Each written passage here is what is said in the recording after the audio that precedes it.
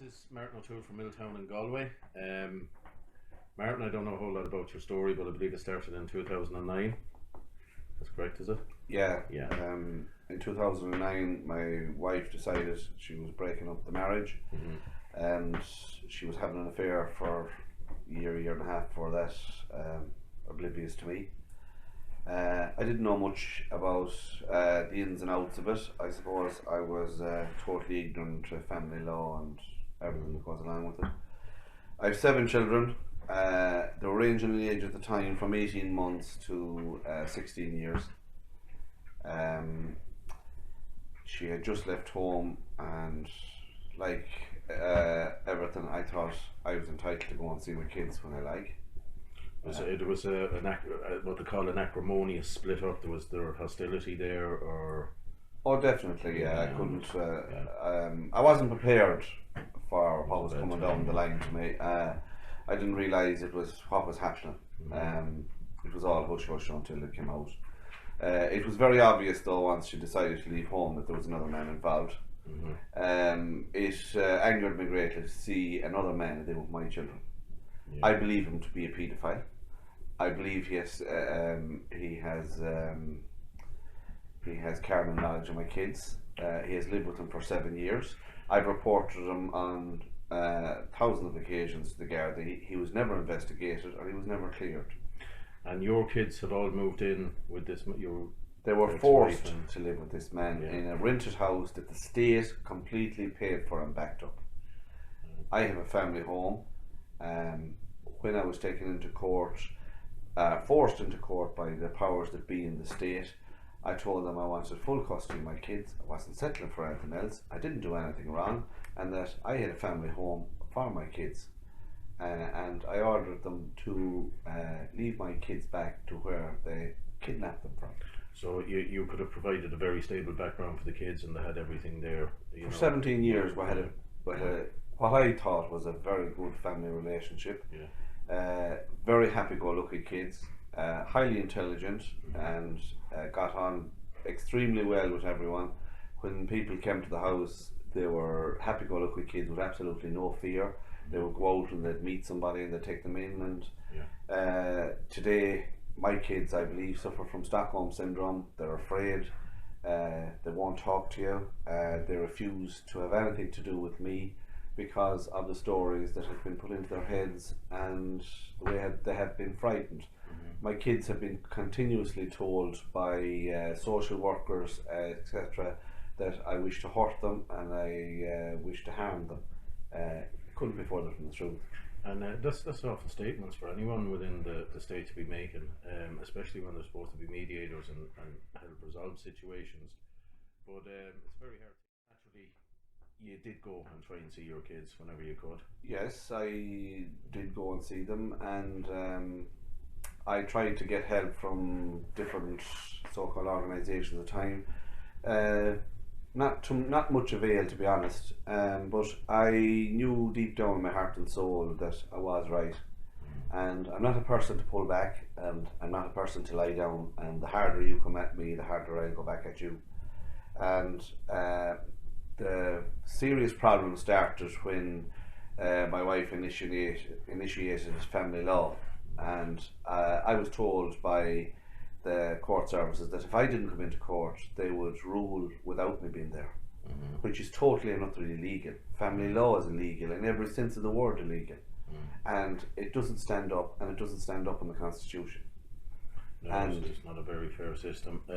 There are 4 court orders made in my situation, and the court services will not stand over any of them orders. And did you go to court yourself to try and... The first couple of times I did go to court, and I soon found out that I was just wasting my time. I wasn't being listened to, and that I was going to be buried. And not alone that, but they were going to castigate me as a criminal. And do you think there was any reason behind that? Was there connections working against you there, or was there something sinister going on in the background? At the beginning, there was no reason for any connections to be working, but when I wouldn't go along with this judge and pay maintenance and feed the river of dirty money that flows through the family law courts, this judge called Raymond Groark decided he was going to make an example of me, and I was going to comply one way or another.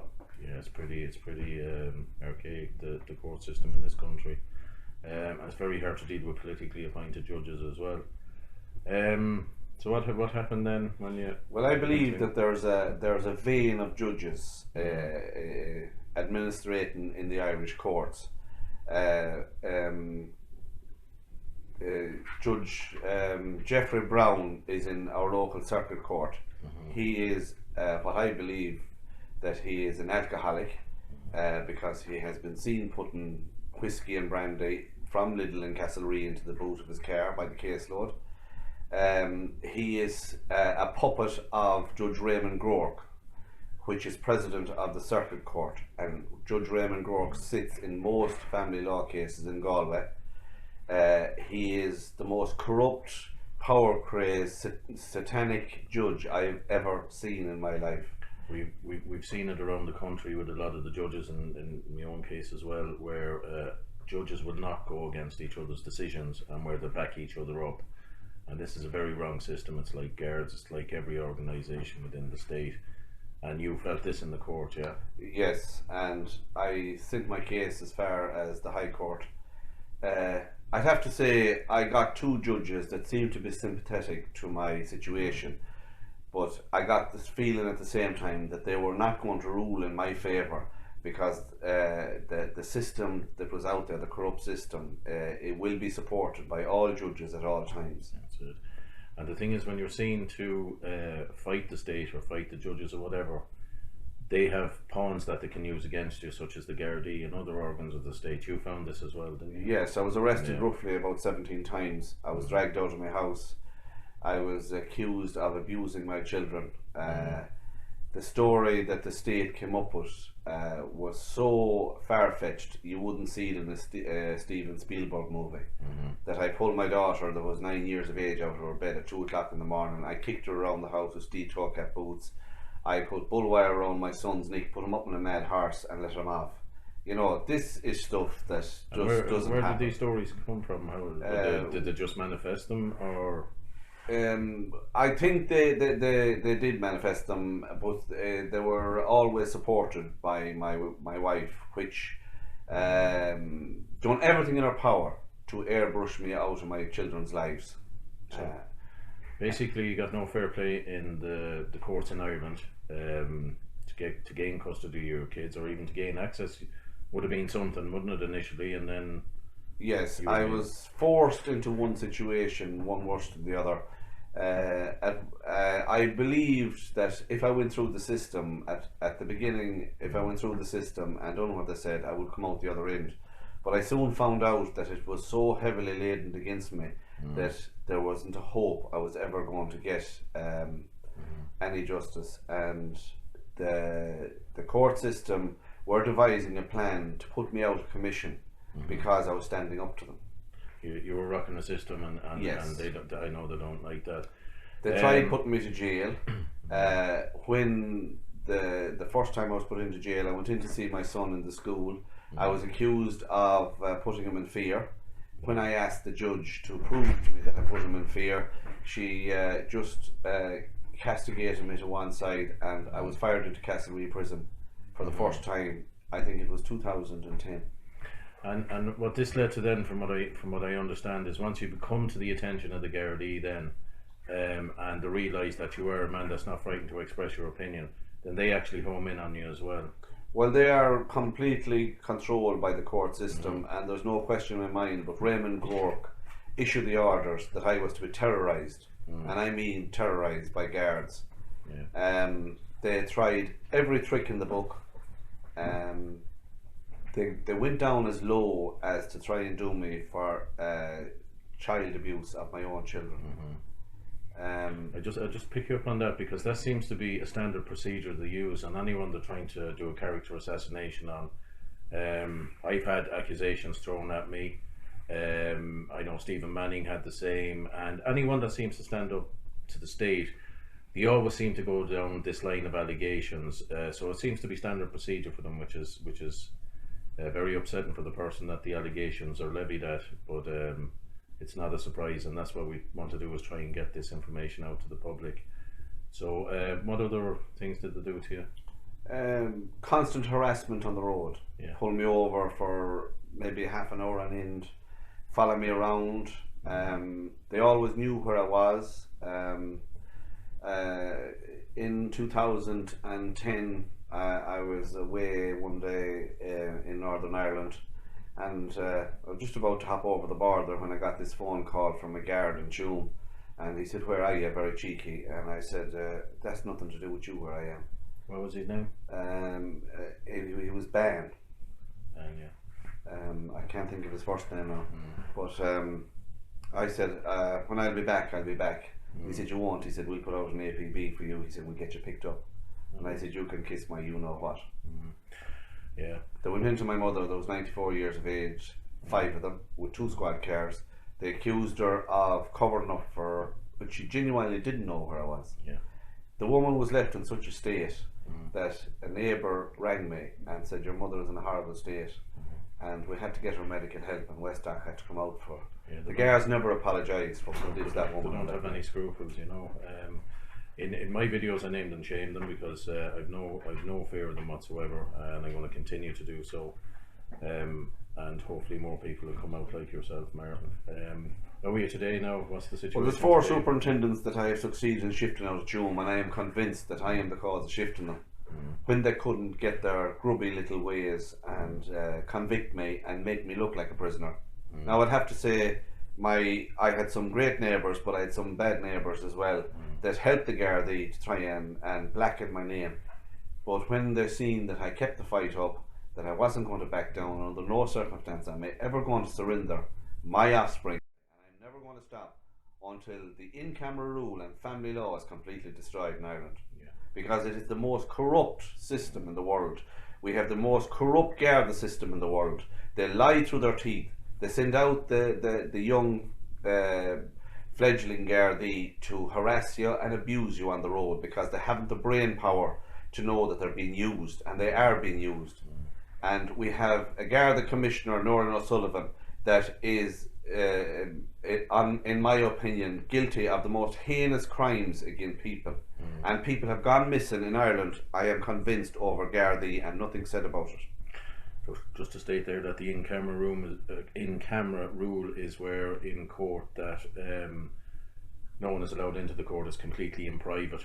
I think it was Judge Judy that was here a while ago, and she was saying that the system in Ireland left a lot to be desired, and she actually favoured the putting in of cameras in court to try and straighten out the system, so that That's correct.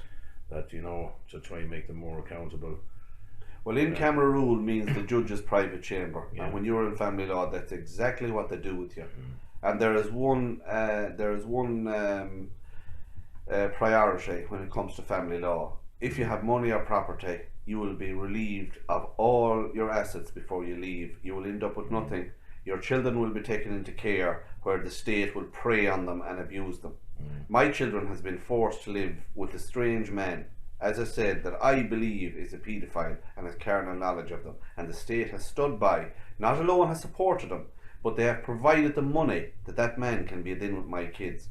Article 42 of the Constitution clearly states that the state will defend the family unit at all costs.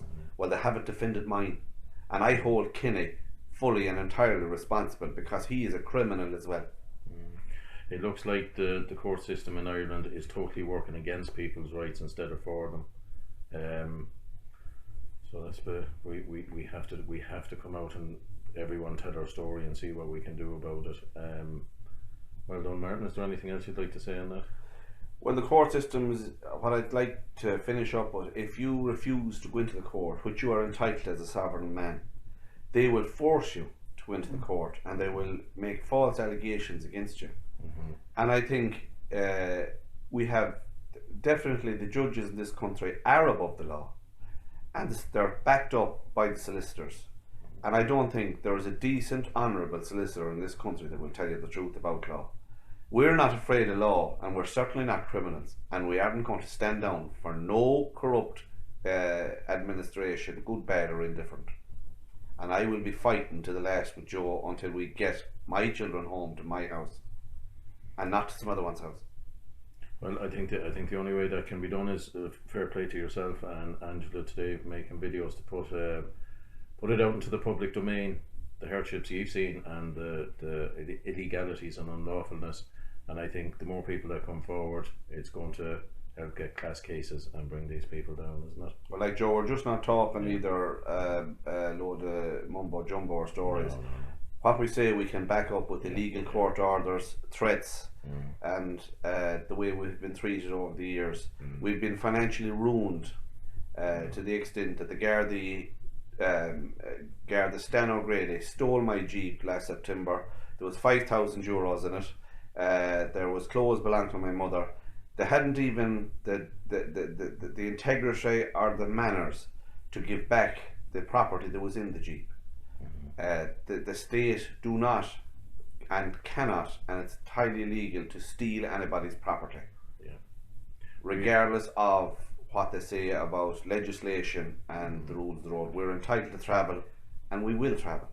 It's crazy when a Garda takes an oath to uphold the Constitution and uphold everyone's property rights, and these are the very people that's going out taking stuff off people without warrant, without just cause, without reason. They have no right to go in and take anyone's property, but that's what they do. I think the Garda morale at the minute among ordinary decent people in the country is at an all-time low, and it is their own fault. They're showing themselves up to be thugs, and they abuse their powers, and they think once they put on this uniform that they're above us. Well, they're not above us. They're our servants, and always remember that ye are our servants, and ye will be always our servants. And if you don't like that, take off that uniform, because our great grandfathers died with that uniform on you. You should be thoroughly ashamed of yourself, the way you treat people, and then in the courts, the way you maul them and abuse them, and use your batons in the slide when you think there's no one looking. You're a disgrace to your uniform.